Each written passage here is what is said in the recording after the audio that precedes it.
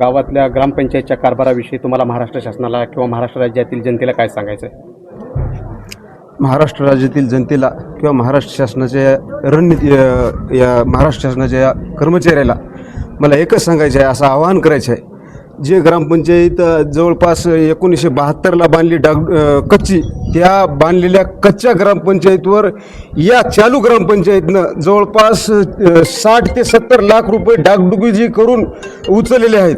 1 minute थांबवतो तुम्हाला. चालू ग्रामपंचायत म्हणजे नेमकं काय? नेमकं कोण आहे? या सरपंचानं या 5 वर्षाच्या कार्यकाळातले नाव वगैरे? हा सरपंच अगोदर चालू सरपंच भाऊसाहेब मारुतराव कदम आहेत. जे भाऊसाहेब मारुतराव कदम जे रनिंग सरपंच आहेत त्यांच्या कारभाराबद्दल तुम्हाला काय सांगायचं? त्यांच्या कारभाराबद्दल तर ते सांगूच नका. आणि अगोदरच्या सरपंचाविषयी तर त्याचं नावच काढायचं नाही. दोन्ही तुम्हाला सांगतो, पेयजल योजना झाली, बाजूटीवरून पाणी आलं, पाणी येण्याच्या पाईपलाईन बोगस केली, बोगस पाईपलाईन केली तर केली, टाकी न येण्याच्या आधीच गावात पाईपलाईन खंदून ठेवली. टाकीतही होऊ द्या पूर्ण, टाकी झालं तर मग गावात पाईपलाईन येऊ द्या, किंवा टाकीमध्येच पाणी येऊन पडलं नाही, गावामध्ये पाईपलाईन आहे. आता जी पाईपलाईन झाली, टाकी खोदली, त्याचं पाणी आहे का गावाला? नाही, अजिबात नाही. तुमच्याच वस्तीत नाही की कुठं गावातच नाही पाणी. याला दोष कोणाला देतात? याला दोष सरपंचाला. या सरपंच म्हणजे कोण? महागल्ला सरपंच आणि चालू सरपंच. नाव सांगा. हा नाव सीमा अंकुश तोटवाड. सीमा अंकुश तोटवाड. आणि दुसरा सरपंच भाऊसाहेब मारुतराव कदम. भाऊसाहेब हो 100%. या दोन्ही सरपंचाच्या काळामध्ये बोगसगिरी झाली असं? बोगसगिरी 100% बोगसगिरी, 50%. आणखी कुठल्या कामात बोगसगिरी? धर कामात बोगसगिरी आहे. तुम्हाला सांगतो काम नाली तुम्हाला सांगतो, भारत स्वातंत्र्य वर्षातून एक बऱ्या नाली उपसतात बघा. बरं, मग या निमित्तानं महाराष्ट्र शासनानं, भारत सरकारने आपल्या ग्रामपंचायतला काय अधिकार दिलेत? तरी ग्रामपंचायत तुमची निवडून एकच मी, मग तुम्ही नागरिक म्हणून मग ग्रामसभा वगैरे तुमच्याकडे होत असतील ना? तेच म्हणतो ना, ग्रामसभेमध्ये आम्ही 4 बोरं मारा म्हणल्या, याईनं बोरं मारण्यासारखं जिथं पैसे जास्त भेटतात ते कामं चालू होता. आम्ही सांगलेले कामं एकही करायचे नाहीत. ग्रामसभा घ्यायची, नावाला घ्यायची, व्हिडिओ अजून पाठीमागले ग्रामसभेचे काढून बघा. आम्ही ग्रामसभेमध्ये उपस्थित केलेले एकही काम घ्यायचं नाही. याने नवीनच ज्या कामामध्ये पैसे भेटतात, आता ते पाईपलाईन केली, त्या पाईपलाईनमध्ये जवळपास 4 लाखाचा एस्टिमेट की 6 लाखाचा आहे की त्यालाच माहीत. कोणता सिमेंटचा पाईप आहे की हस्ती पाईप आहे की त्यालाच माहीत. एस्टिमेट दाखवा म्हणलं सुद्धा सरपंच बी दाखिना, ग्रामसेवक बी दाखिना. ग्रामसेवक कोण आहे तुम्हाला? ग्रामसेवक कपाळे साहेब. आता बरं, मग तुम्ही यांची तक्रार याच्यापूर्वी कुठल्या ऑफिसला केली? तक्रार केली भरपूर. नांदेड कार्यालयाला तक्रार केली, म्हणजे जिल्हा परिषद? हो, शिव मॅडमकडे तक्रार केली, पंचायत समितीकडे तक्रार केली. तक्रारीची कुठंच दखल घेतली नाही. दखल घेतली तरी काळा बाजार करून इकडे तिकडे थातुरमातुर करून चालू आहे कार्यक्रम. नेक्स्ट महाजन कदम. माझ्या गावाच्या वतीनं अनेक समस्या आहेत, त्याविषयी आम्ही बोलणार आहे. गावामध्ये रस्ते पूर्ण उकरलेले आहेत, नालीतलं पाणी पूर्ण रस्त्यावर येत आहे, त्यामुळे विविध आजार पसरत आहेत. आजार भरपूर पसरत आहेत, लोक बिमार पडत आहेत. पाणी स्वच्छता नाही, कुठल्याच प्रकारची शाळेला डागडुगी व्यवस्थित नाही. शाळेमध्ये जे मुलं आहेत त्या ठिकाणी पत्त्याचे डाव म्हणा, असे डाव गावामध्ये चालू आहेत. या गोष्टीवर कुठल्याच गावाच्या म्हणजे सरपंच, ग्रामसेवक या कुठल्याच वचक नाही गावावर. तसेच गावामध्ये असे काही भयानक प्रश्न आहेत की आता यांनी सांगितल्याप्रमाणे पाण्याचा जो प्रश्न आहे, पाईपलाईनसाठी रस्ता खोदला पण तो रस्ता पूर्ण झालेला नाही, आणि त्या रस्ता पूर्ण न झाल्यामुळं नाल्यामध्ये कचरा अडकला की पूर्ण पाणी रस्त्यावर येत आहे. लहान मुलांना चालण्यासाठी, म्हाताऱ्या माणसांना चालण्यासाठी खूप अडचण होत आहे. याची दखल कोणीच घेत नाही. सरपंच गावात राहत नाहीत, त्या ठिकाणी गावाची दखल घ्यायला कोणीच तयार नाही. ग्रामसेवकाला प्रश्न विचारले असता ग्रामसेवक मला काही माहीत नाही, सरपंचाला विचारा म्हणतात, आणि सरपंच त्या ठिकाणी उत्तर द्यायला या ठिकाणी ग्रामसभा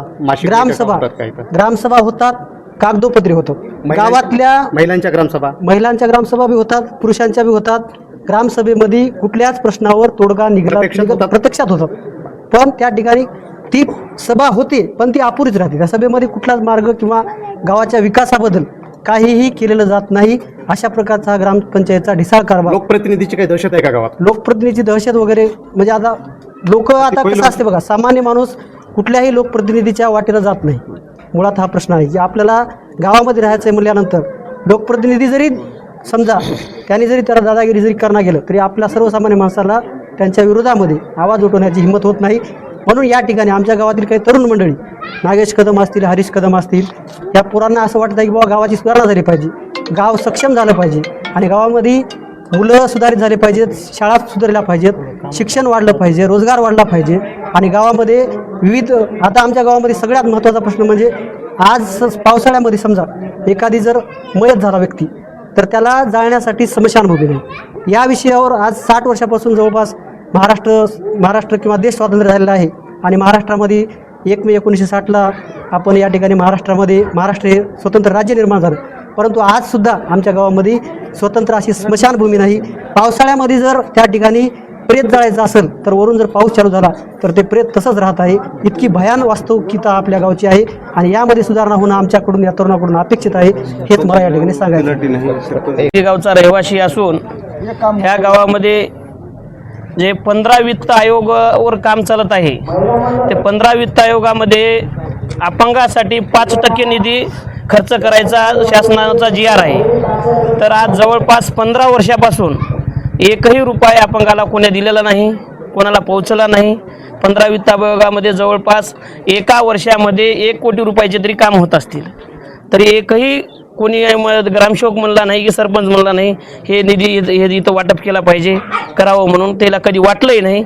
त्यालाच वाटून घेणं, खाणं, कोणतं काय हे करायला म्हणलं की कोणाला बोलायचं नाही, कोणी विचारलं तर सांगायचं नाही, असं हे जर चाललं. एक काम पडलं तर आज याचं 4 रोजाला या लोगड्या म्हणायचं.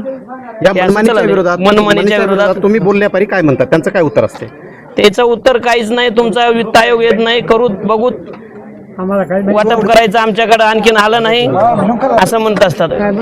त्याच्यामुळं पंचायतच्या कारभाराच्या बद्दल तालुकाभरात चर्चा होते. इथला एक युवा तरुण हरीश कदम यांनी माहितीच्या अधिकारामध्ये पूर्ण तालुक्यामध्ये ग्रामपंचायत मंगल सांगवीला प्रचलित केलेला आहे. या गावाची चर्चा होते. खरंच ह्या गावाच्या कारभाराबद्दल, ग्रामपंचायतबद्दल तुम्हाला महाराष्ट्राला काय सांगायचं आहे? ग्रामपंचायतचा रिझल्ट 0%. आज महाराष्ट्रामध्ये मुख्यमंत्र्यांनी पंचायत राज एवढं चांगलं चालू केलंय, पण आपल्या मंगल सांगवी ग्रामपंचायतमध्ये त्याचं 0% व्हॅल्यू. कुणामुळे होते 0%? कुणामुळे होते? ग्रामपंचायत. कोण? ग्रामपंचायत म्हणजे काय? सरपंच. येस, आम्हाला ग्रामपंचायत पण नाव सरपंच जे आहे, तो सरपंच कोणी असो, सगळे जे काय आता सध्या चालू स्थितीमध्ये जे सरपंच आहे, उपसरपंच आहे, सदस्य सगळे पूर्ण बॉडी. ग्रामपंचायतचे जे परवाने असतात, दाखले बुक असेल, रहिवाशाचं प्रमाणपत्र असेल, विद्यार्थ्यांचे प्रमाणपत्र असतील, हे तुम्हाला वेळोवेळी ग्रामपंचायतमध्ये तुमच्या आवश्यकतेनुसार मिळतात का? लोक उपलब्ध आहेत का? नाही मिळत. मग याचं काय करतात? आज ग्रामपंचायतला, प्रत्येक ग्रामपंचायतला, मी स्वतः पुण्यात राहतो, प्रत्येक ग्रामपंचायतमध्ये लोक ज्यावेळेस ग्रामसभा असते ऑलरेडी पूर्ण गावामध्ये अनाऊन्स करून सांगतात की आज तुमची ग्रामसभा आहे. इथं ग्रामसेवक कधी आला, तलाठी कधी आला, सरपंच कधी आला, उपसरपंच कधी आला, ह्याचा तर विषयच नाही. पण कोणाला कशाचं सुविधाचा लाभ नाही अजिबात. आणि इथं ऑपरेटर नाही. सिस्टीम आहे की नाही ग्रामपंचायतमध्ये? कॉम्प्युटर ऑपरेटर सिस्टीमच नाही. मेन मुद्दा नळाच्या योजनेचा. रोजगाराबद्दल काय सांगायचं? तरुणांच्या हाताला काम नाहीये, इथलं रस्ते इथले व्यवस्थित नाहीत. इथला ग्रामपंचायतला किती टक्के तुम्ही दोष देता? 100%. ग्रामसेवक कोण आहे? कपाळे. या ठिकाणी दवाखाना आहे, उपकेंद्र, तरी तिथं डॉक्टर राहत नाहीत, तिथं वेळेवर आमच्या इथल्या सिस्टरनी राहत नाहीत. आणि आमच्या लोकांना, गावातल्या कोणाला बीपीचा प्रॉब्लेम असते, कोणाला शुगरचा प्रॉब्लेम असते, त्याला गोळ्या वगैरे व्यवस्थित भेटत नाहीत. आणि आमच्या गावातील पाण्याची व्यवस्था नाही, खाल्ल्या शाळा लेकराला सुद्धा पाण्याची व्यवस्था नाही आणि स्वच्छता नाही. आणि गावातली जे काही तरुण मंडळी आहेत तिथं जाऊन तिथल्या त्या शिशा फोडणं, हे फोडणं, तिथं त्या शाळेमध्ये थोडंसं हे होते, धिंगाणा होते, ते पण आमची ग्रामपंचायतचे काही सदस्य जाऊन त्याच्यावर नियंत्रण ठेवण्यात, काही म्हणजे विचारणार सुद्धा.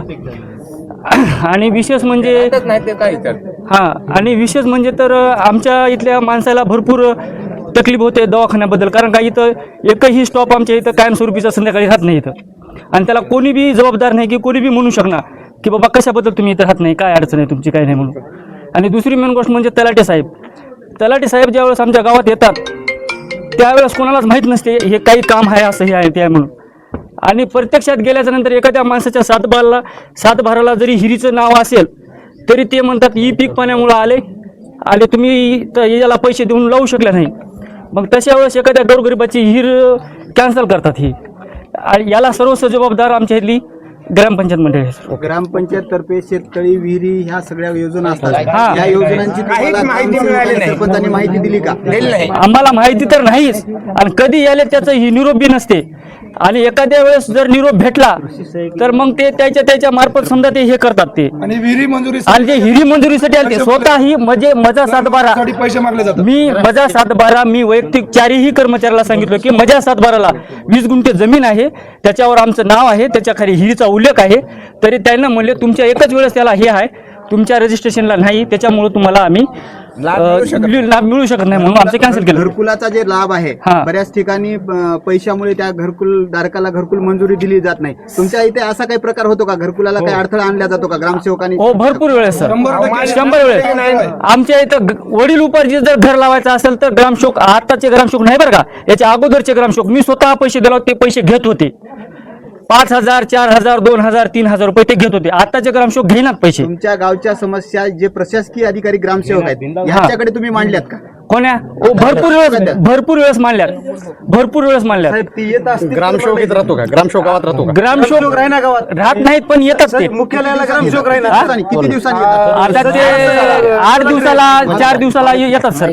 जागृती करताय, अनेक फंड आहेत, विकासाची कामं आहेत, आणि ग्रामपंचायतच्या मंगल संगीतचा जो बोगस कारभार चालला आहे तो आपण एक युवक आणि तरुण छत्रपती शिवाजी महाराजाच्या महाराष्ट्रातला आणि डॉक्टर बाबासाहेब आंबेडकरांनी दिलेल्या घटनेच्या या नियमानं इथलं गाव चालावं ही आपली अपेक्षा आहे. त्या पद्धतीने आपण काम करताय आणि हे तुम्ही पूर्ण चव्हाट्यावर आणले. काय भावना आहेत आपल्या, तुम्हाला काय सांगायचं आपल्या ग्रामपंचायतीबद्दल? सर्वप्रथम सर्व महापुरुषांना त्रिवार वंदन. सर, हा विषय कसा आहे, चळवळ आम्ही आज नाही सुरू केली, जवळपास या चळवळीला 10 वर्ष झाली असेल. आम्हाला काही गोष्टी अगोदर माहिती नव्हत्या. अगोदर आम्ही तोंडी बोलायचो, ग्रामसभेत बोलायचो, पण कधी एखादा अर्ज द्यायचो, आम्हाला पुढं कुठं जायचं माहिती नव्हतं. आम्हाला आम्हाला शिकण्यामध्ये आमचे 7-8 वर्ष निघून गेले.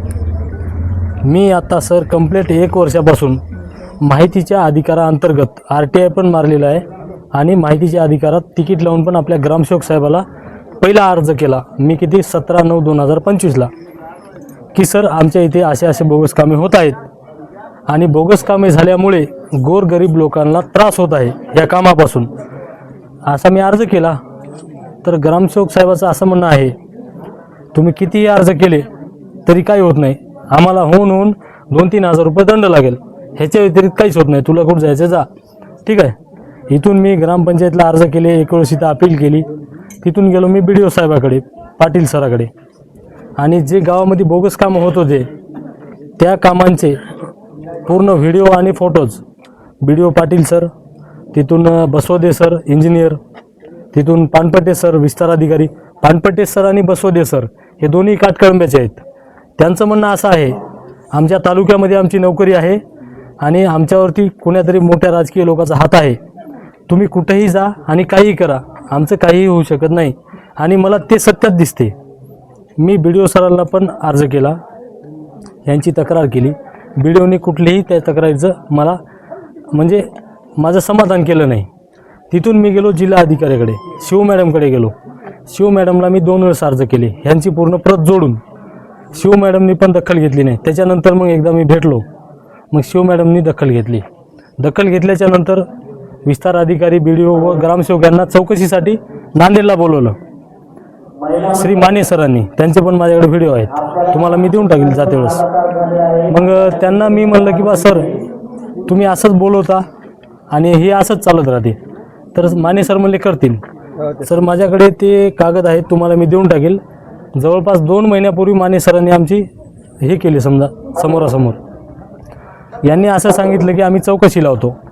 त्याच्यानंतर गावामध्ये नालीचं काम झालं आहे, ते मी सांगतो तुम्हाला, एक साधासा पाईप टाकला आहे, आणि त्याच्यावर ज्यावेळेस आपल्या पूर परिस्थिती चालू होती त्यावेळेस अक्षरशः चुरी आणि ACCचं सिमेंट 100 रुपयाचं पोतं हे टाकून त्यांनी थातरमातर केलं. ते पूर्ण व्हिडिओ मी संबंधित अधिकाऱ्याला टाकले, पण त्यांचा कुठलाही मला प्रतिसाद मिळाला नाही. गावातील मूलभूत गरजा, गावात नाहीत रस्ते, नालीचं पाणी रस्त्यावरती येतं, गावात फिल्टर आहे, फिल्टरला पाणी नाही. 3 फिल्टरचे पैसे उचललेले आहेत कागदोपत्री, पण एकही फिल्टर नाही. कचराकुंडीचे पैसे उचललेले आहेत, कचराकुंडी गावात कुठंच नाही, तुम्ही फिरून बघू शकता. त्याच्यानंतर आता घनकचऱ्याचं ते शाळेला काम चालू आहेत, बाथरूमचे. शाळेला आरो म्हणून पैसे उचलले, शाळेत पाणी फिल्टर नाही, विचारू शकता शिक्षकांना. तिथून जे जलजीवनची सर्वात मोठी योजना आहे ती योजना बाचोटीवरून पाणी आणलं म्हणले. बाचोटीवरून मंगलसांगवीला पाईपलाईन नाही, मंगलसांगवीमध्ये टाकी पूर्ण झालेली नाही, टाकीपासून गावापर्यंत पाईपलाईन पूर्ण नाही. आणि गावामध्ये येणे बघू शकता, तुमच्या पाठीमागे बघा किंवा इकडे बघू शकता, पूर्ण रस्ते, जे रस्ते होते अगोदरच गावात विकास नाही, आणि जे रस्ते होते ते रस्ते पण फोडून टाकले. मग त्यानंतर आम्ही ग्रामसेवक साहेबांना विचारणा केली, सर तुम्ही ग्रामपंचायतचे रस्ते फोडले त्यावेळेस तुम्ही ह्या अधिकाऱ्याला, संबंधित लोकायला कुठलं लिगली प्रूफ घेतलेले आहेत का?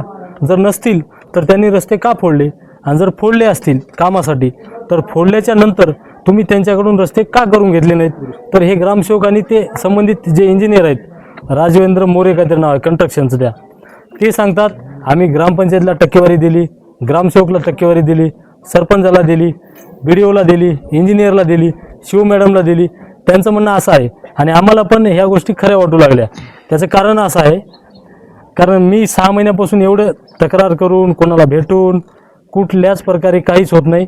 आता माझा विश्वास राहिला आपल्या पत्रकार बांधवावर. ते म्हणतात ना, पत्रकार बांधव म्हणजे हे आपल्या भारताची किंवा लोकशाहीची चौथा स्तंभ आहे म्हणतात. तसं मला तुमच्यावरती पूर्ण विश्वास आहे. तुम्ही आता सर गावात तर संपूर्ण लोकांची बाईट घेतल्यात, किंवा अजून एवढे आता लोक तुम्ही कॅमेरा फिरवा, एवढे लोक आहेत, प्रत्येक लोक काही ना काही समस्या घेऊन इथं आलेत, पण हे लोक इथं बोलू शकत नाहीत. त्याचं कारण असं आहे सर, समजा एखादा व्यक्ती बोलला तर लगेच ह्याच्या घरी लगेच संध्याकाळी फोन जाणार, किंवा त्या घरी कोणतरी जाणार प्रतिष्ठित गावातला एखादा व्यक्ती, आणि तू का बोललास आमच्या विरोधात. असं नाही सर, जो व्यक्ती बोलतो किंवा मी बोलतो माझ्या घरी येऊ द्या, मी सक्षम आहे. त्याचं कारण असं आहे, मी सुशिक्षित आहे. कसं आहे, लोकशाही आहे आणि डॉक्टर बाबासाहेबाचा कायदा आहे. त्याचं कारण, मला जर कोणी धमकी दिली किंवा मला मारण्याचा जरी प्रयत्न केला, आता काही जणांचं म्हणणं असं आहे, तू असं करशील, तुझ्यावर कुठले केसेस करतील, तुझ्यावर कोणी मारेल, तू कुठंतरी बाहेर जातोस, कोण अडवेल. तर माझं असं म्हणणं आहे, असं जर होत असेल तर मी ह्या गावासाठी आणि या गोरगरीब लोकांसाठी माझं जीवन समर्पित करायला तयार आहे. आणि सर माझं एकच म्हणणं आहे, मी बोलतोय कोणाला विरोध म्हणून नाही. मी स्वतः कधीही कोणालाही विचारा, ग्रामपंचायतमध्ये हरीश कदम नावाची एकही कुठलं काम स्वतःचं घेऊन आलेलं असेल, किंवा मी कुठलं घरकुल मागलं, कुठली विहीर मागली, कुठलं काही मी माझी सही दे म्हणली, असं एकही काम असेल तर तुमच्या सर्वांच्या समोर मी कान पकडून इथं उठबशा काढतो. मी सर्व जे करतो, गोरगरीब लोकांचं शोषण झालं नाही पाहिजे. आपला लढाच हे आहे. आपल्याला जे गावामध्ये चाललंय हे संपूर्णपणे बंद करायचं आहे आणि गोरगरीब लोकांचं गावावर राज्य झालं पाहिजे. हे गावामध्ये कुठला मेंबर राहत नाही, कुठला सरपंच नाही, ग्रामसेवक नाही, तलाठी नाही. गावामध्ये म्हणतात ऑनलाईन सिस्टम चालू आहे. गावामध्ये एकही सिस्टम नाही. आता हे आणून बसवलेत कॉम्प्युटर. ते आजपर्यंत गावामध्ये एकही ग्रामपंचायतला कागद भेटला नाही, एकही दवाखान्यामध्ये एकही माणूस नाही. तर तुम्ही आता या पत्रकाराच्या बांधव तुम्ही आहात, तुम्ही आम्हाला ह्याच्यामधून काय समस्या सोडवताल, आमचा तुमच्यावर विश्वास आहे. ग्रामपंचायत ग्रामविकास अधिकाऱ्यांचा, येथील प्रशासकीय अधिकाऱ्याचा, येथील सरपंच